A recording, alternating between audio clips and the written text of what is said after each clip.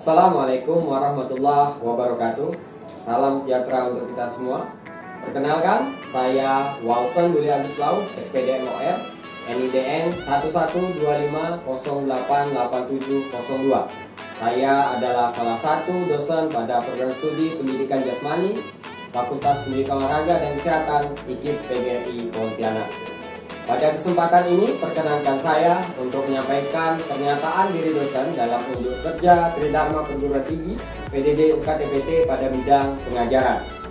Tujuan video ini adalah sebagai salah satu syarat untuk mengikuti sertifikasi dosen pada tahun 2023. Pada kesempatan ini saya akan memaparkan mata kuliah yang saya ampu, yaitu mata kuliah Didaktik Metodik Renang dengan mengadopsi prinsip DIA, Delivery, Direction, and Assessment.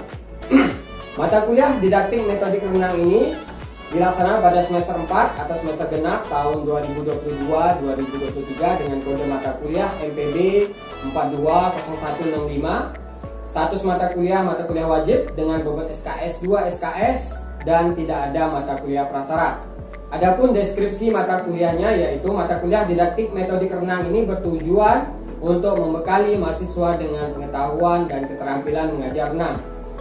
Ada 5 CPMK. Yang pertama, mampu menjelaskan tentang didaktik metodik dalam pembelajaran renang. 2. Mampu membuat atau memodifikasi media pembelajaran. 3. Mampu menyusun rencana pelaksanaan pembelajaran renang. 4. Menguasai keterampilan renang penyelamatan. Dan 5. Menguasai keterampilan renang gaya dada dan juga gaya bebas. Sistem dan metode perkuliahan. Pada pertemuan pertama, kemampuan akhir yang diharapkan yaitu dilaksanakannya kontrak perkuliahan dengan bahan kajian, perkenalan, rencana perkuliahan, dan ketentuan perkuliahan, yaitu terkait pakaian, estimasi waktu, dan juga etika. Pada pertemuan kedua, kemampuan akhir yang diharapkan adalah mampu menjelaskan tentang didaktik metodik dalam pembelajaran renang. Pada pertemuan kedua ini untuk membatasi atau untuk mengatasi di CPMK yang ke-1. Adapun bahan kajian yaitu yang pertama didaktik metodik renang, yang kedua tentang strategi pembelajaran renang. Pertemuan ketiga dan keempat memuat tentang CPMK kedua, yaitu mampu membuat atau memodifikasi media pembelajaran dengan bahan kajian yaitu modifikasi media pembelajaran.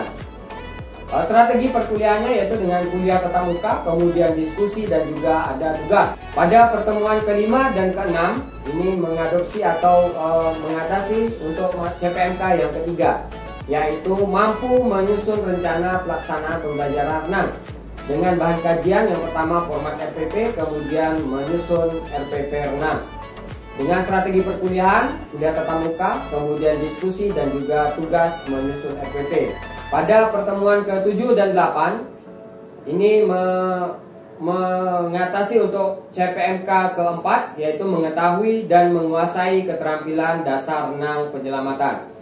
Dengan bahan kajian yaitu jenis-jenis penyelamatan, korban di air, kemudian teknik penyelamatan. Dengan strategi perkuliahan yaitu teori di kelas dan juga ada kuis serta ada praktik di kolam renang. Pada pertemuan ke-9 dilaksanakan ujian tengah semester yaitu CPMK 1 sampai dengan ke-4, dilaksanakan di ruang kelas dengan waktu 2 kali 50 menit. Kemudian bentuk asesmennya yaitu soal pilihan ganda dengan bobot keseluruhan asesmennya yaitu 10%. Pada pertemuan ke-10 sampai ke-15 ini mengadopsi di CPMK ke-5 yaitu menguasai keterampilan mengajar renang dengan bahan kajian yaitu praktik mengajar dengan gaya renang, gaya dada dan juga renang gaya bebas. Dengan strategi perkuliahan yaitu penugasan, demonstrasi praktik mengajar, kemudian pembagian kelompok menjadi 6 kelompok kecil. Kemudian pertemuan terakhir ke-16 dilaksanakan ujian akhir semester ya. Waktunya 90 menit, kemudian bentuk tesnya yaitu tes tertulis esai dengan bobot asesmen 20%. Berikutnya saya sampaikan rencana tugas untuk mahasiswa. Ada 2 tugas yang akan saya sampaikan. Yang pertama tugas individu. Bentuk tugasnya adalah membuat atau memodifikasi media pembelajaran renang. Tujuannya adalah mahasiswa mampu membuat alat yang dapat digunakan dalam perkuliahan maupun proses pembelajaran renang. Ini berada pada CPNK kedua. Adapun deskripsi tugas yaitu mahasiswa membuat alat yang dapat digunakan dalam permainan maupun pelajaran renang.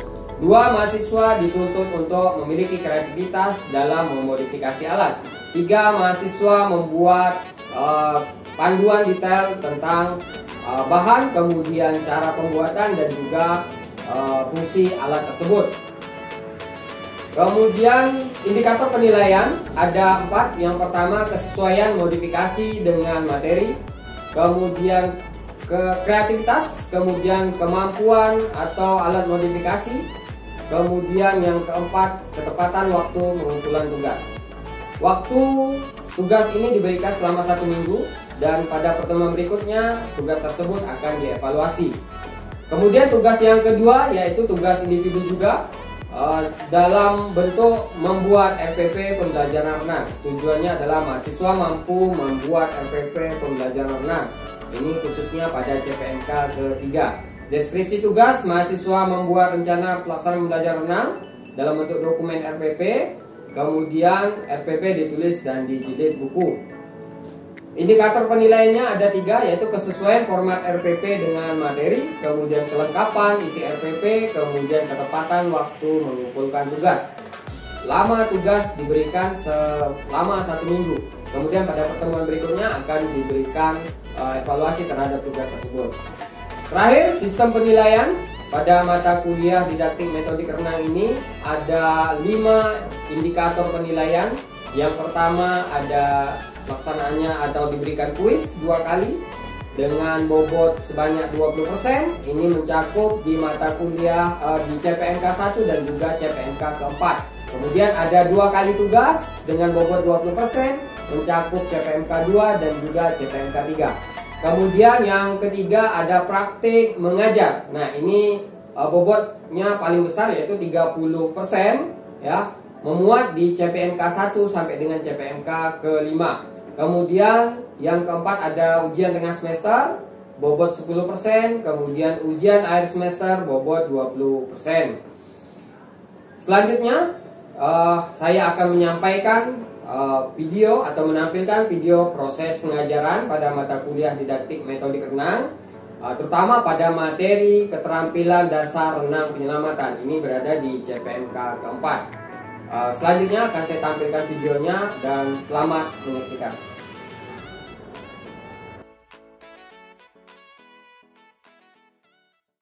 Baik, kita mulai perkuliahannya. Assalamualaikum warahmatullahi wabarakatuh. Waalaikumsalam warahmatullahi wabarakatuh. Selamat siang dan salam sejahtera untuk kita semua. Siap. Apa kabarnya hari ini? Sehat? Sehat. Di bulan puasa ini saya ucapkan selamat menunaikan ibadah puasa bagi yang menjalankan. Kemudian untuk rekan-rekan mahasiswa yang tidak menjalankan untuk dapat menghormati ya satu sama lain untuk rekannya yang sedang berpuasa. Baik, pada pertemuan kali ini ya kita akan membahas tentang mata kuliah didaktik metodik renang. Jadi sebelum nanti kita turun ke kolam, maka kita laksanakan dulu mata kuliah teori karena nanti ada dua kali pertemuan ya di CPNK 5 ini atau CPNK 4. Yang pertama nanti melaksanakan teori di hari ini, setelah itu baru kita nanti ke kolam renang untuk melaksanakan praktik. Baik, sebelum kita masuk ke inti di sini, jumlah kelas berapa orang? 24 orang, Pak. 24 ya? Ya. Yang hadir? Yang hadir 21. 21. Oke, yang tidak hadir berarti 3 orang. 3 orang. Ya, nanti silakan Anda semua absensi disiapkan ya setelah selesai perkuliahan. Kemudian nanti absensi disiapkan. Kalau yang hadir silakan di absensi hadir di situ, dan yang tidak hadir ya jangan di absensi ya. Silakan di akhir perkuliahan nanti bisa kita laksanakan absensi. Baik, pada pertemuan hari ini kita masuk di capaian pembelajaran atau CPNK keempat ya. Karena di pertemuan kemarin kita sudah laksanakan di CPNK 1 sampai dengan 3, maka hari ini kita masuk di CPNK keempat. Apa itu CPMK keempat? Ini membahas tentang teknik dasar renang penyelamatan. Ya, ada indikator capaian yang harus dikuasai atau dipenuhi oleh Anda. Yang pertama adalah mengetahui potensi atau risiko kecelakaan di kolam renang. Kemudian yang kedua indikator capaiannya adalah mengetahui dan mampu mendemonstrasikan teknik dasar penyelamatan dengan benar. Jadi kalau Anda nanti ini sebagai calon guru pasti akan ada ketemu momen di mana Anda membawa siswa ataupun atlet Anda ke kolam renang untuk pembelajaran renang. Nah, sebelum masuk ke tahap itu maka mata kuliah ini, materi ini, penyelamatan renang ini perlu Anda ketahui maupun kuasai, walaupun ini sifatnya masih dasar. Mengapa itu penting? Karena nanti ketika bawa siswa ke kolam, ya, sebelum terjadi hal-hal yang tidak diinginkan, maka Anda perlu menguasai dan mengetahui materi ini. Ada 2 capaian indikator, ya, kemudian ada 4 pokok bahasan yang akan kita bahas di sini. Yang pertama yaitu terkait potensi maupun resiko kecelakaan di kolam renang. Kemudian yang kedua penyebab kecelakaan di kolam renang. Kemudian bentuk-bentuk pertolongan dan yang terakhir upaya pencegahan. Kita masuk satu persatu.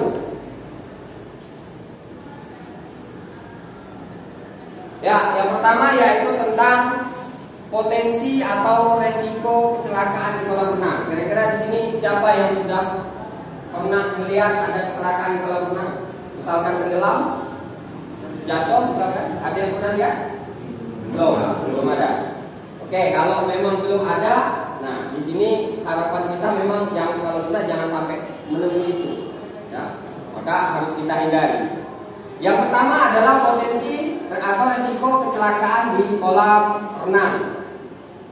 Nah ini yang pertama. Jadi kalau dilihat dari gambarnya, ini anak-anak kalau masuk ke kolam renang itu mereka udah cenderung excited, tertarik, senang, gembira, lompat-lompat, lari-lari, ya, sehingga akhirnya dia lupa dengan keselamatan atau menjaga keselamatannya masing-masing. Nah, nanti ketika bawa siswa Anda ke kolam renang, hati-hati, ini potensinya nih. Kalau anak-anak sudah dibawa ke kolam renang, biasa mereka lost control. Maka dari itu tugas guru, ya, tugas guru nanti untuk menjaga mereka bagaimana tetap aman. Nah nanti kita lihat lagi, ada lagi potensinya selain sifat bawaan anak. Yang berikutnya, nah ini situasi dan kondisi di kolam renang. Biasanya situasi dan kondisi di kolam renang itu bagaimana? Situasi airnya licin atau tidak kira-kira? Licin. Di pinggir kolam itu biasanya ada air, ya kan? Nah itu yang biasanya bikin licin kolam renang. Itu situasi kondisi di kolam renang. Berikutnya jumlah peserta didik. Nah ternyata jumlah peserta didik ini bisa menjadi potensi terjadinya kecelakaan. Kira-kira nanti kalau bawa siswa satu kelas itu berapa jumlahnya? 30, ya, 30-an. Nah, kalau bawa 30-an kira-kira ditangani dengan 1 orang guru, 1 udah. Siswa SMP misalkan. Ya, tidak ya? Nah, sulitan. Apalagi semakin kecil usia anak itu maka semakin sulit kita mengatasi. Ada yang 1 lari ke kanan, 1 lari ke kiri, 1 masuk ke kolam, yang 1 kemana nggak tahu. Nah itu harus kita waspadai. Maka di mata kuliah ini Anda dibekali kemampuan untuk mengelola kelas ke arah sana. Ya. Berikutnya jenis dan sebab kecelakaan. Jadi ada 3 ya penyebab terjadi kecelakaan. Yang pertama kram otot. Jadi bisa nggak sih orang ketika berenang kram? Kemarin bisa ya. Kemarin waktu mata kuliah belajar renang pernah ada yang kram? Nah, ada yang kram ya. Nah itu terjadinya kram. Kemudian jatuh terbentur tadi karena situasi kolam licin, sehingga dia jatuh terbentur, bisa saja lebam, luka terbuka dan seterusnya. Berikutnya tenggelam. Nah ini yang paling kita khawatirkan dan ini yang paling kita jaga dan semoga saja tidak pernah terjadi lagi. Ya. Kemudian apa penyebabnya? Yang pertama karena tidak melakukan pemanasan atau warming up. Kemudian berikutnya tidak terlalu lama saat berenang sehingga ototnya sudah lelah ataupun capek. Ini bisa terjadi penyebab kecelakaan. Kemudian berikutnya lantai pinggir kolam yang licin basah seperti yang tadi. Kemudian tidak mematuhi peraturan dan tata tertib. Nah, biasanya di kolam itu ada plat menyatakan bahwa kolam ini kedalamannya misalkan 1,5 meter. Kemudian kolam ini kedalamannya 1 meter. Nah, itu yang harus Anda ketahui dan harus Anda sadari. Kira-kira nanti anak kalau datang ke kolam langsung diarahkan ke kolam dalam atau ke kolam dangkal? Kolam dangkal. Ya. Jangan langsung arahkan ke kolam dalam walaupun mereka sudah ada beberapa yang bisa berenang. Lanjut. Ya, bentuk pertolongan. Ini kasus ini. Kira-kira apa yang harus dilakukan ya ketika menghadapi atau menemui korban kecelakaan di kolam renang? Silakan salah satu atau salah dua menjawab. Apa yang harus kita lakukan? Ya, siapa? Kita harus menolong. Ya, menolong. Bagaimana cara menolong kira-kira? Dengan membantu mengangkat gitu apa? Mengangkat dari kolam ke atas gitu ya. Ada lagi yang lain kira-kira? Beri pelampung. Ya, beri pelampung. Menolong, mengangkat, beri pelampung. Ada lagi kira-kira? Tidak ada ya. Kita lanjutkan. Nah, jadi yang dimaksud dalam slide ini adalah apa yang harus kita lakukan ketika menemui korban kecelakaan di kolam renang atau tenggelam misalkan. Yang pertama harus Anda lakukan adalah melaporkan kepada petugas lifeguard. Itu hal yang pertama harus dilakukan. Boleh berteriak, boleh melambai-lambai atau meniup fluid dan sebagainya. Yang penting petugas lifeguard tahu bahwa di situ ada terjadi kecelakaan. Maka dari itu yang harus dilakukan yang pertama itu. Kemudian yang kedua bisa dengan tadi betul yang disampaikan. Jadi melempar pelampung atau melempar barang yang kira-kira bisa mengapung untuk dia menyelamatkan diri dulu.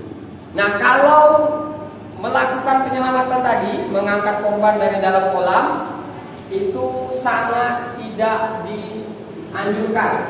Terutama untuk kita yang tidak menguasai teknik penyelamatan renang. Mengapa? Karena ini Anda bisa menjadi korban tambahan. Orang yang mau tenggelam itu, pernah lihat orang mau tenggelam? Apa yang dilakukannya? Panik. Apalagi kira-kira? Orang yang mau tenggelam itu, apapun yang bisa dipegangnya. Apapun yang bisa dicapainya. Dan dia kalau bahasa kita itu pegang mati itu tidak akan dilepaskan. Bayangkan korbannya itu bobotnya di atas kamu. Misalkan bobot kamu 60, ternyata korbannya 80. Apa yang terjadi? Tenggelam dua-duanya. Maka dari itu jangan melakukan pertolongan kalau Anda tidak tahu tekniknya. Jangan terjun ke air. Ya, ada beberapa teknik pertolongan yang saya lakukan tanpa harus terjun ke air. Nanti kita buka satu-satu. Maka jangan lakukan terjun ke air menolong seolah-olah hebat. Walaupun Anda berenangnya hebat, belum tentu. Teknik penyelamatan beda lagi di air. Ya, atau bisa terjadi korban tambahan. Nah ini, jangan menolong jika Anda tidak tahu tekniknya. Pertama jangan menolong maksudnya terjun ke kolam ya. Jangan terjun ke kolam. Berikutnya. Nah, ini dia cara pertolongan yang bisa dilakukan tanpa harus terjun ke kolam. Betul yang disampaikan tadi, lempar pelampung boleh, lempar apa lagi? Kira-kira barang yang bisa mengapung, ya, lempar saja ke situ. Kemudian sebelum dilempar pastikan dia mendengar instruksi Anda. Orang lagi mau tenggelam, kamu lempar apapun, kalau dia tidak memperdulikan, dia tidak bakal tangkap itu barangnya. Pastikan dulu, panggil dulu dia, ambil perhatiannya. Nah, kalau dia sudah memperhatikan, baru ini ada pelampung, tangkap. Nah, lemparkan. Boleh dilemparkan. Ini tanpa harus terjun ke air. Ya, kemudian setelah sampai didapat oleh si korban baru ditarik pelan-pelan ke darat. Ini adalah pertolongan yang dapat Anda lakukan sebagai pemula yang tidak menguasai teknik penyelamatan di air. Ya, terjun ke air. Kalau tidak menguasai itu jangan lakukan. Jadi agar tidak terjadi kecelakaan di kolam atau kecelakaan ketika berenang, maka ada beberapa upaya yang dapat dilakukan sebagai pencegahan. Yang pertama, kira-kira apa yang harus kita lakukan biar tidak tenggelam atau biar tidak terjadi kecelakaan? Melakukan pemanasan terlebih dahulu. Pemanasan, oke, bagus. Ada lagi? Ada lagi yang lain? Nah, sekarang kita lihat. Nah, itu yang disampaikan rekan kita tadi bahwa melakukan pemanasan atau stretching yang benar. Ya, jadi yang benar stretching itu lakukan stretching yang benar. Kenapa? Karena kalau stretching kayaknya dia melakukan stretching nih, tapi gerakannya tidak benar. Hasilnya apa? Ototnya tidak berfungsi dengan baik. Ya, pengulurannya tidak berjalan dengan baik. Maka kram itu bisa terjadi. Kayaknya pemanasan ya, lama, tapi tidak betul gerakannya. Maka pemanasannya tidak bagus, tidak benar. Berikutnya, nah yang terakhir melakukan metode pengenalan air atau penyesuaian air. Nah ini salah satu metode yang saya kembangkan melalui penelitian saya sendiri. Saya buat metode pengenalan air melalui aplikasi Android. Ini adalah hasil penelitian saya dan akan saya terapkan di mata kuliah ini. Nanti ketika kita di pertemuan kedua di CPMK ini, ya pertemuan kedua di CPMK ini, ketika kita di kolam renang, nanti akan saya share ya video tersebut ataupun aplikasi Android tersebut ke HP masing-masing mahasiswa. Kemudian rekan mahasiswa bisa melihat dan membuka video tersebut atau aplikasi tersebut, kemudian mendemonstrasikan aplikasi berdasarkan aplikasi yang dilihat di video. Sekian, terima kasih atas perhatiannya. Namun sebelum kita tutup, kira-kira ada beberapa pertanyaan yang bisa disampaikan, ya silakan disampaikan. Mungkin ada 2 ya pertanyaan atau ada 1 saja cukup. Silakan. Ada? Ya. Sebutkan namanya, kemudian pertanyaannya apa? Perkenalkan, nama saya Lestari. Bagaimana sih cara mengatasi jumlah siswa yang banyak ketika mengajar renang? Oke, baik. Jadi pertanyaannya dari rekanmu adalah kira-kira kalau siswanya banyak mengajar di kolam, bahwa siswa banyak 20 atau 30 orang, kira-kira bagaimana cara mengatasinya? Ada yang bisa membantu saya menjawab? Silakan. Oke, Menjawab Pak. Namanya siapa namanya? Perkenalkan, nama saya Muhammad Ramli. Di sini saya akan menjawab pertanyaan dari rekan kita. Di mana ada 2 cara atau 2 kemungkinan cara mengatasi pertanyaan tersebut, yaitu pertama meminta bantuan kepada rekan atau teman guru yang bisa mengajar renang di bawah, dan yang kedua dengan membagi per kelompok kecil yang dimana dengan cara bergantian Pak. Sekian dari saya, terima kasih. Baik, terima kasih. Jadi pertanyaan yang bagus dan juga jawaban yang cukup jelas.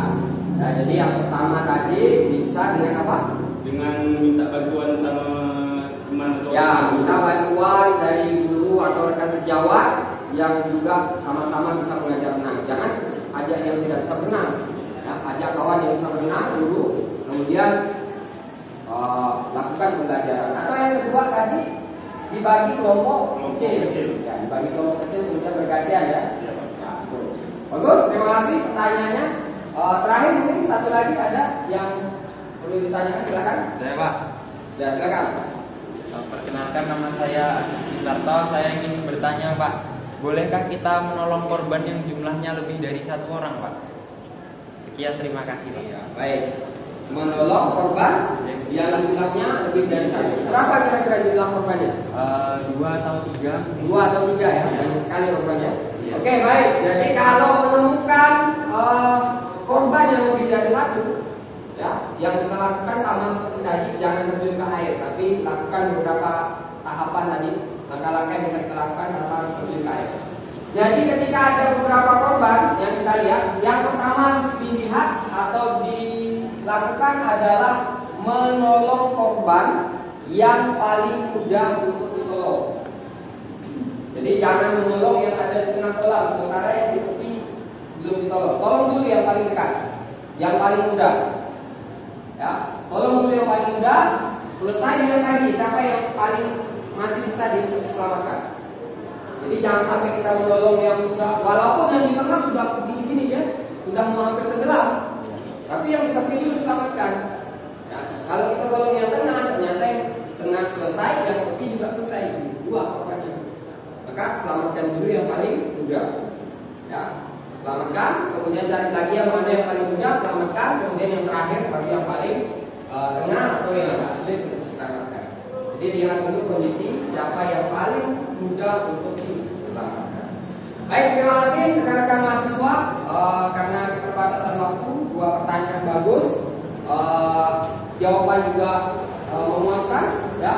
Dan perhatian dari rekan-rekan mahasiswa juga sangat bagus pada materi ini. Saya ucapkan terima kasih. Dan di paling akhir dari sesi CPMK keempat ini kita ada yang namanya quiz, ya, atau pertanyaan untuk mengukur seberapa dalam pemahaman saudara sekalian terhadap materi-materi yang sudah disampaikan. Silakan dibagikan ke rekannya. Yang sudah mendapat bisa langsung menjawab. Dan situ ditulis nama ya, nama, ada linknya, kemudian ada kelasnya.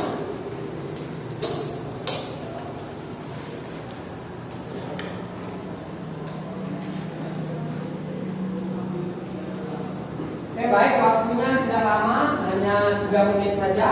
Silakan dikerjakan secepatnya, kemudian dikumpulkan.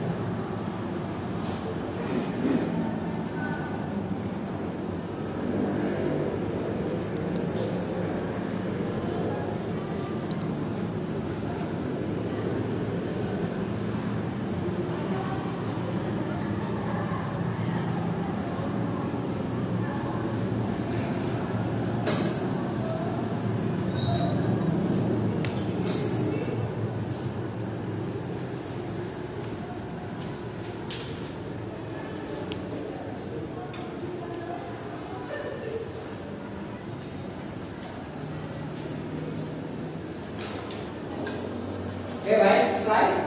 Ya, waktu sudah habis.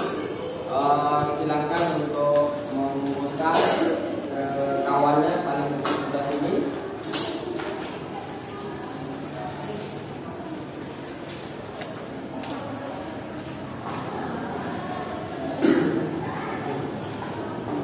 Ya, baik, terima kasih mahasiswa sekalian.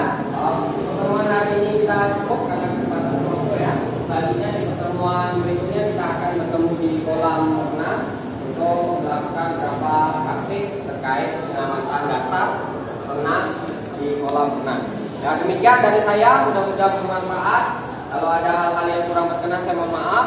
Selanjutnya kita ketemu lagi di kolam renang. Demikian pertemuannya. Selamat siang. Saya tutup. Assalamualaikum warahmatullahi wabarakatuh. Waalaikumsalam warahmatullahi wabarakatuh. Baik, demikianlah video pemaparan tentang PDD UKT-PT pada bidang pengajaran. Saya Walsen Duli Aguslau, SPD MOR. Mohon maaf dan terima kasih atas semua kesempatan. Assalamualaikum warahmatullahi wabarakatuh.